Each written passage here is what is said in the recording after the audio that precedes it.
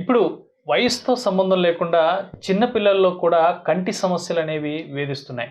ఒకప్పుడు చూసుకుంటే వయసు పెరిగిన కొద్దీ కంటి సమస్యలనేవి స్టార్ట్ అయ్యేవి. కానీ ఇప్పుడు చిన్నారుల్లో పాపం చిన్న వయసులో కూడా కళ్ళద్దాలను వాడుతున్న పరిస్థితులు. అసలు ఈ కంటి సమస్యలకు కారణాలు ఏమిటి? ఆయుర్వేద విధానంలో ఎటువంటి మందులు అందుబాటులో ఉన్నాయి? ఆయుర్వేద విధానంలో ఎటువంటి చికిత్సలు అందుబాటులో ఉన్నాయి? అనే విషయాల్ని అడిగి తెలుసుకుందాం. మనతో పాటు ఉన్నారు ప్రముఖ ఆయుర్వేద వైద్య నిపుణులు డాక్టర్ ఈర్ల సత్యనారాయణ గారు. సార్ నమస్తే. నమస్తే అండి. సార్ ఇప్పుడు మనం చూసుకుంటే కంటి సమస్యలు అనేవి స్టార్ట్ అయ్యేవి.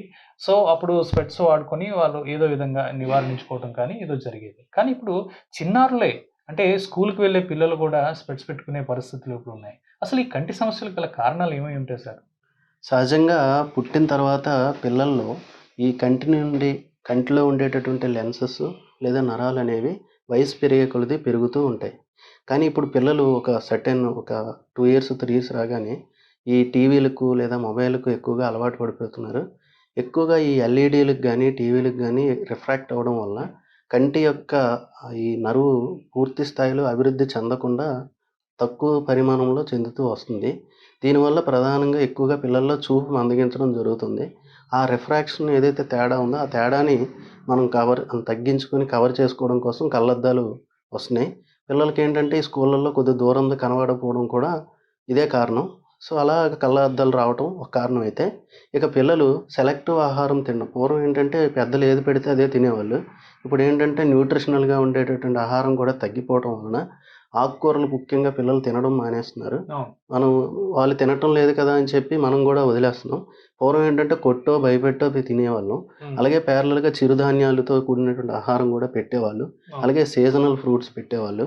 ఇలా అన్ని రకాలు కూడా సహజ సిద్ధంగా ఉండేటటువంటి పళ్ళు కానీ సీజనల్ ఫ్రూట్స్ కానీ ప్యారలల్గా సీరియల్స్ ఏదైతే ఉన్నాయో మనకి చిరుధాన్యాలు కానీ ఆకుకూరలు కానీ కాయగూరలు కానీ సహజ పద్ధతుల్లో సేంద్రియ వ్యవసాయంతో పండించేటువంటి ఆకుకూరలు కాయగూరలు అవ్వడం వలన వాటిల్లో పూర్తి పోషకాలు అందేవి. సో విటమిన్ లోపం ఉండకుండా ఉండేది. దానివల్ల ఏంటంటే కన్ను బాగా అభివృద్ధి చెందేది. సో ఇప్పుడు ఏంటంటే ఎంతసేపు పిల్లలు ఈ దుంపలకో లేకపోతే ఈ మైదాతో చేసిన ఐటమ్స్కో లేకపోతే ఈ చిన్న చిన్న బిస్కెట్స్కి చాక్లెట్స్కి కూడా బాగా అలవాటు పడిపోతున్నారు. అవి చాలా కంటికి ప్రమాదాన్ని కలిగిస్తున్నాయి. సో తద్వారా అభివృద్ధి అనేది కంటిలో ఉండే నరాలు ఏదైతే అభివృద్ధి చెందుతుంటాయో లెన్సెస్ అవి అభివృద్ధి అనేది తగ్గిపోవడం వల్ల కంటి చూపు మందగిస్తూ వస్తుంది. ఇది ప్రధానంగా ఉండే కారణం. అంటే పోషకాహారం అనేది పిల్లల్లో పోషకాహార లోపం అనేది ప్రధానంగా ఉంది. మనకి కంటి చూపు మెరుగుగా ఉండాలి అంటే విటమిన్ ఏ ఎక్కువగా ఉండాలి. విటమిన్ ఏ ఉండేటటువంటి ఆహారాలు పిల్లల్లో ఎవరు ఎక్కువగా తింటున్నారు? క్యారెట్ రెగ్యులర్గా తినాలి, ఆకుకూరలు రెగ్యులర్గా తినాలి. సో దానివల్ల విటమిన్ ఏ అనేది తగ్గిపోతుంది. పాలు రెగ్యులర్గా తాగాలి. ఒక సర్టెన్ ఏజ్ వచ్చిన తర్వాత ఈవెన్ తల్లులు ఏంటంటే పూర్వం చిన్నపిల్లలకి 3 ఏళ్ళు 4 ఏళ్ళ వరకు కొంతమందికి పాలు ఇస్తూనే ఉండేవాళ్ళు. సో తల్లిపాలు కూడా తాగడం అనేది తగ్గింది. పోనీ అలాగని మనం తీసుకుంటున్నటువంటి పాలల్లో కూడా ఆ ఆవుకి ఉండేటటువంటి పోషణ కూడా సరిగ్గా లేకపోవడం వల్ల పూర్తి వైటమిన్స్తో కూడినటువంటి ఆరోగ్యవంతమైనటువంటి మిల్క్ కూడా దొరకటం లేదు. సో అలా జనరేషన్ టు జనరేషన్స్ అంటే వచ్చేటటువంటి జనరేషన్స్లో వాటి యొక్క పోషకాలు తగ్గిపోతున్నాయి. సహజంగా అదేంటంటే ఒక జెనెటికల్గా దాంట్లో మార్పులు జరిగి ఒక సర్టెన్ ఈవెన్ పోషకాహారం తింటున్నా కూడా అది డెవలప్ అవ్వకుండా చిన్నపిల్లల నుంచే కూడా చూపు మందగించడం అనేది ఒక్కొక్కసారి జరుగుతూ వస్తుంది. ఓకే. ఇప్పుడు చిన్నపిల్లలు అంటే పోషకాహార లోపం కావచ్చు, మరి ఇతర కారణాల వల్ల ఆ కంటి చూపు అనేది వస్తుంది. కానీ చిన్నప్పటి నుంచి కొంతమందికి ఎటువంటి కంటి సమస్యలు లేకపోయినా మిడిల్ ఏజ్కి వచ్చేసరికి అంటే ఒక 40 కావచ్చు, 35 కావచ్చు, ఈ ఏజ్లోకి వచ్చేసరికి కంటి సమస్యలు అనేవి ఎక్కువగా వేధిస్తున్నాయి. అంటే ఒకప్పుడు చూసుకుంటే ప్రీవియస్ డేస్లో చూసుకుంటే ఒక 50-60 ఇయర్స్ దాటితే కానీ కంటి సమస్యలు అనేవి వచ్చేవి కాదు. కానీ ఇప్పుడు 30 ఏళ్ళకి 35 ఏళ్ళకే కంటి సమస్యలు అనేవి స్టార్ట్ అవుతున్నాయి. అసలు ఏంటి కారణం ఏంటి సార్ వీటికి? పూర్వం ఏంటంటే ఈ కళ్ళుని మనం చూపుని పెంచుకోవడం కోసం ఉదయాన్నే సూర్యోదయంకు ముందే లేచి స్నానపానాదులు ఆచరించి వ్యాయామాలన్నీ చేస్తూ ప్యారలల్గా బ్రషింగ్ చేసి తర్వాత ఆయుర్వేదంలో కొన్ని చికిత్సా పద్ధతులు అంటే చికిత్సా పద్ధతులు అనకూడదు, దినచర్య విధానం అనాలి. ఆ పద్ధతులను పాటించడం వల్ల కంటి సమస్యలు చాలా తక్కువగా ఉండేవి. ముఖ్యంగా మగవాళ్ళు ఆడవాళ్ళతో అనేటటువంటి భేదం లేకుండా కూడా అంజనాలు పెట్టుకునేవారు. అంజనము అంటే కాటుక. పూర్వం వాడేటటువంటి అంజనాలు కూడా హెర్బల్స్తో తయారు చేసినటువంటి అంజనాలు, త్రిఫలాంజనము, పునర్నవాంజనము, తర్వాత జేవంతి అంజనము, ఇలా అంజనాలు ఉండేవి, ప్రత్యేకంగా తయారు చేసేవాళ్ళు. అవి ఒక్కొక్క ఆ హెర్బ్ ఔషధం ఏదైతే ఉందో ఒక్కొక్క వ్యాధిలో అది ఉపయోగపడుతూ వచ్చేది. ఇలా రకరకాల అంజనాలు మారుస్తూ పెడుతుండేవాళ్ళు. అలాగే నస్యము, నేసల్ థెరపీ అంటారు. అక్షిరోగాల్లో నస్యం అంటే ముక్కులో ఒక 2-3 చుక్కలు నువ్వుల నూనె కానీ కొన్ని హెర్బల్ ఔషధాలు వేయటం అనేది నస్యం అంటాం. ఈ నస్యం ఏం చేస్తుందంటే బ్రెయిన్ యొక్క నర్వ్స్ని యాక్టివేట్ చేస్తుంది. అలాగే ఈ పంచ జ్ఞానేంద్రియాలకి ఉండేటటువంటి నర్వ్స్ని కూడా యాక్టివేట్ చేస్తుంది. తద్వారా పంచ జ్ఞానేంద్రియ ఏదైతే సెన్సార్స్ ఉన్నాయో వాటికి వచ్చే వ్యాధుల్ని అరికట్టేది. అలాగే కవలధారణం అంటాం, అంటే నోట్లో బ్రష్ చేసిన తర్వాత నోట్లో కొంత ఆయిల్ వేసుకొని పుక్కిలించడం కవలధారణం. అలాగే కొంత గోరువెచ్చని నీళ్ళు, కషాయాలు, వీటితో కూడా కవలధారణం చేసేవాళ్ళు. ఇది కాకుండా కంటి రోగాలు రాకుండా పూర్వం ఏంటంటే త్రిఫల కషాయం లాంటి వాటితో కళ్ళని వాష్ చేసుకోవడం అనేది జరిగేది. కాకుండా చాలామందిని మనం గమనించినట్టయితే మన పెద్దల్ని ఉదయం లేచిన తర్వాత ముఖ స్నానం అది చేసి, అంటే స్నానం పూర్వం ఎలా ఉండేదంటే సూర్యోదయం ఇంకా అవుతుంది ఆ టైంలో స్నానము అవన్నీ కూడా ఆచరించి అయిపోయేవి. సో సూర్యునికి నీళ్లు తర్పణం చేసేవాళ్ళు. తర్పణము అనేటటువంటి పద్ధతి ఎందుకు పెట్టారంటే ఆ సమయంలో అట్లీస్ట్ మనం ఆ వాటర్ని వదిలినప్పుడు ఆ వాటర్ మీద సూర్యుని యొక్క కిరణాలు పడి వాటి నుంచి 7 రేసెస్ విబ్గ్యోర్ అంటాం, అంటే వైలెట్ నుంచి మొదలుకొని ఈ 7 ఇంద్రధనుసు లాంటి కలర్స్ ఏవైతున్నాయి అవి మనకి రిఫ్లెక్ట్ అయ్యి కంటి మీద పడేవి. ఈ ఒక్కొక్క కలరు ఒక్కొక్క కంటి యొక్క లేయర్స్ని మెరుగుపరుస్తూ వెళ్ళేది. సో అందుకోసం సూర్య తర్పణం చేసేవాళ్ళు. అలాగే సూర్యుడి యొక్క ప్రభావం ఎక్కువగా లేని టైంలో, సూర్యుడు రెడ్గా ఉన్న టైంలో సూర్యుని చూడడం వల్ల కూడా కొన్ని కంటి సమస్యలు రాకుండా కంటిని మెరుగుపరుచుకునేటటువంటి ఎన్నో రకమైనటువంటి నరాలను ఉత్తేజం చేసేటటువంటి కిరణాలు సూర్యుడి నుంచి వచ్చేవి. సో అలా కూడా కంటి యొక్క సమస్యలు రాకుండా ఉండేవి. అది కాకుండా ఈ రోజుల్లో లాగా ఎల్ఈడి బల్బులు కానీ లేకపోతే ఎల్ఈడి టీవీలు కానీ లేదా మొబైల్స్ కానీ ఇవన్నీ పూర్వం ఉండేవి కాదు కాబట్టి వాటి యొక్క సమస్యలు తక్కువగా ఉండేవి. అయితే ఇవన్నీ రావటం మరి చెడా అంటే, కానీ ఈ రోజుల్లో ఈ దైనందిన జీవితంలో ఇవి అవసరమే. అయితే అవసరంతో పాటు మనం ఏం చేసామంటే పూర్వం ఏమీ లేకపోయినా వాళ్ళు ఆచరించే విధానాలు కూడా మనం ఈరోజు వదిలేసాం.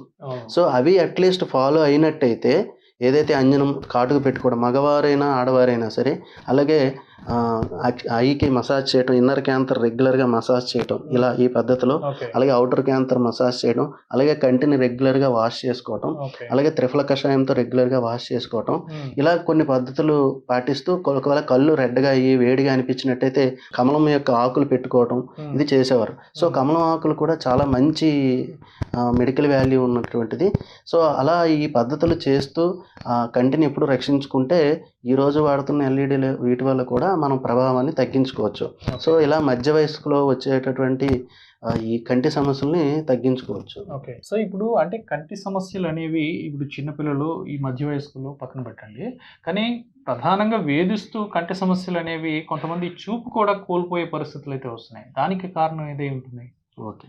సో చూపు కోల్పోవడానికి ఇప్పుడున్నటువంటి ఎక్కువ శాతం చూపు కోల్పోవడానికి కారణాలు ఏంటంటే షుగరు, బీపీ ఒక లైఫ్ స్టైల్ డిసీజ్, ఈ రెండు ప్రధానంగా రోల్ ప్లే చేస్తున్నాయి. సో షుగరు ఎక్కువగా ఉండి అన్కంట్రోల్డ్గా మెయింటైన్ చేసే వాళ్ళలో బీపీ అధికంగా ఉంటే ఒక్కొక్కసారి ఐలో బ్లీడింగ్ అయ్యి దాన్ని గ్లకోమా కండిషన్కి దారి చేస్తుంది. కొంతమందికి ఏంటంటే retinal detachment, optic neuropathy, diabetic retinopathy, ఇలా చాలా వ్యాధులు షుగర్కి సంబంధించినటువంటివి కంటి వ్యాధులు ఎక్కువ మందిని బాధిస్తున్నాయి. కొంతమందికి బాగా న్యూట్రిషనల్ డెఫిషియన్సీ ఏర్పడడం వల్ల కూడా నరువు వీక్ అయిపోయి కూడా చూపు మందగిస్తుంది.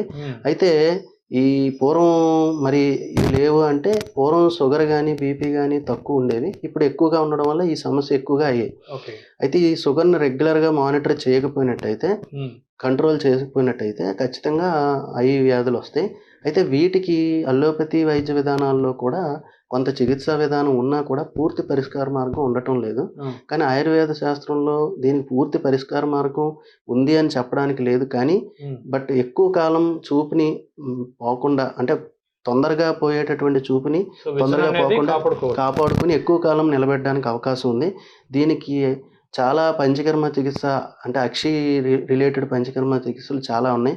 విద్ధకర్మ అని, అక్షితర్పణం అని, ఆశ్చోతనం అని, అంజనం అని, అలాగే వస్తి క్రియలని, శిరోధార అని, శిరోవస్తి అని, అలాగే అక్షి అభ్యంగనం అని, ఇలా చాలా నస్యం అని, ఇలా చాలా పంచకర్మ చికిత్సా విధానాలు ఉన్నాయి.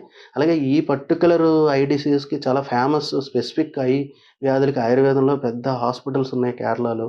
అలాగే వాళ్ళ యొక్క బ్రాంచెస్ ఆల్ ఓవర్ ఇండియా కూడా ఉన్నాయి. ఓకే. సో చాలామంది పేషెంట్లు దాన్ని వినియోగించుకొని తగ్గించుకోవటం మంచిదని నా సజెషను. అయితే అలానే కాదు, ఈ ఆయుర్వేదంలో ఆప్థమాలజీ అంటే ఈఎన్టీ చదివినటువంటి ఉంటారు, సాలాఖ్య తంత్రం అంటాం. ఈ సాలాఖ్య తంత్రం చదివినటువంటి ఏ డాక్టర్నైనా మీరు అప్రోచ్ అవ్వచ్చు. వాళ్ళు ఈ యొక్క చికిత్సలతో చాలా వరకు వ్యాధి పెరగకుండా కాపాడుతూ ఉంటారు. అలోపతిలో అంటే వీటికి చికిత్సా విధానం లేక ఇంకా ఏమీ చేయలేము అన్న కేసెస్లో కూడా చాలా కేసెస్లో రికవరీ, కొంత చూపు మెరుగైనటువంటి పేషెంట్స్ మాకు రెగ్యులర్గా వస్తూ ఉంటారు, చెప్తూ ఉంటారు.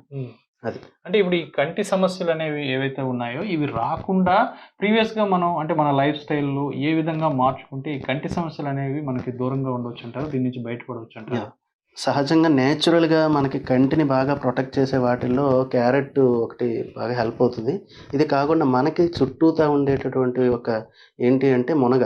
ఈ మునగ ఆకు రెగ్యులర్గా మనం ఆహారంలో లైక్ ఈ కారం పొడిలా తయారు చేసుకున్నట్టు, అంటే మునగ ఒకటి, కరివేపాకు ఒకటి, క్యారెట్, ఈ రెండు కలిపి ఒక పౌడర్లా తయారు చేసుకొని ఈ రెండిటిని మనం రెగ్యులర్గా ఆహారం నెయ్యితో పాటు తీసుకున్నట్టయితే కంటి సమస్యలు తగ్గుతాయి. అలాగే నెయ్యి చాలా చాలా ఈ కంటి సమస్యలు తగ్గిస్తుంది. చాలామంది నెయ్యిని కొలెస్ట్రాల్గా చూస్తారు, చాలా రాంగ్. నెయ్యి యాక్చువల్గా మంచి నెయ్యి అన్నట్టయితే అబ్జార్బెంట్ ఫ్యాట్, మంచి ఎమైనో యాసిడ్స్ ఉంటాయి, మంచి శాచురేటెడ్ ఫ్యాటీ యాసిడ్స్ ఉంటాయి. ఆయుర్వేదంలో పూరితమైనటువంటి ఆహారము, అలాగే స్నేహయుక్త ఆహారము శరీరానికి చాలా మంచినటువంటిది నెయ్యి. మనం రెగ్యులర్గా తీసుకోవచ్చు. ఖచ్చితంగా డైలీ రెగ్యులర్గా 10 నుంచి 20 గ్రాముల వరకు రెగ్యులర్గా తీసుకోవటం వల్ల మంచి ఉపయోగం ఉంటుంది. మనం దానికి బదులు ఎక్కువగా ఏంటంటే నెయ్యి కాస్ట్లీ కాబట్టి నూనెలు వాడకం ఎక్కువైంది. పూర్వం ఆహారంలో రెండే ఎక్కువగా మనకు ఉపయోగించేవారు, ఒకటి నువ్వుల నూనె, రెండు నెయ్యి. నువ్వుల నూనె ప్రధానంగా ఉపయోగించడానికి కారణం ఏంటంటే వాతాన్ని తగ్గిస్తుంది. ఈ వాత వ్యాధుల్లో ఆప్టిక్ న్యూరైటిస్ అంటే కంటి యొక్క నరం బాగా ఎండిపోయినట్టు లేదా దాని యొక్క ఫంక్షన్ తగ్గిపోతూ ఉంటుంది. అలా నువ్వుల నూనెలో ఉండేటటువంటి పోషకాలు కూడా దాన్ని తగ్గిస్తుంది. అలాగే నెయ్యిలో ఉండేటువంటి పోషకాలు కూడా తగ్గిస్తాయి. అలాగే మన చుట్టూతో ఉండే కొన్ని హెర్బ్స్, ముఖ్యంగా గుంటకలవరాకు, అది రెగ్యులర్గా కూడా గుంటకలవరాకు జ్యూస్ రెగ్యులర్గా ఒక 10 ml రెగ్యులర్గా హనీతో కానీ లేదా నేతితో కానీ తీసుకున్నట్టయితే కూడా కంటి చూపు మెరుగవుతుంది. అలాగే కొంతమందికి ఈ డయాబెటిక్ రెటినోపతి మనం అనుకున్నాం కదా, వాళ్ళల్లో ఏంటంటే ఈ మునగాకు రసం హైజీనిక్గా, అలాగే ఇష్టం ఉన్నట్టు ఏది పెడితే ఆ చేతులతో పెట్టి కాదు, నీట్గా హైజీనిక్గా ఒక 2 ఆకులు లేదా 3 ఆకులు లేదా 10 ఆకులు తీసుకుని దాని నుంచి వచ్చే ఒకటి రసం ఏదైతే ఉందో దాన్ని ఒక 1 or 2 drops కంటిలో వేసుకున్నా కూడా తగ్గుతుంది. అయితే ఇది సొంతంగా చేసుకొని ఒక్కొక్కసారి ఇన్ఫెక్ట్ అవుతూ ఉంటుంది కాబట్టి అలా కాకుండా దీంతో తయారు చేసినటువంటి ఔషధాలు మార్కెట్లో ఆయుర్వేద షాపులో అవైలబిలిటీ ఉన్నాయి, లేదా సరైనటువంటి ఆయుర్వేద వైద్యుని కన్సల్ట్ చేయడం కూడా మంచిదే. బట్ శాస్త్రపరంగా ఏంటంటే మునగాకు తాలూకా జ్యూస్ చెప్పడం జరిగింది, కానీ కొంతమంది దాన్ని చెప్పాం కదా అని చెప్పి దాన్ని నెగిటివ్ చేసి దాని మీద ఎఫెక్ట్ అయినప్పుడు అయితే సిస్టమ్కి దాని యొక్క నెగిటివ్నెస్ వస్తుంది. కాబట్టి అది పర్యవేక్షణలో చేయటం మంచిది. Thank you sir. Thank you.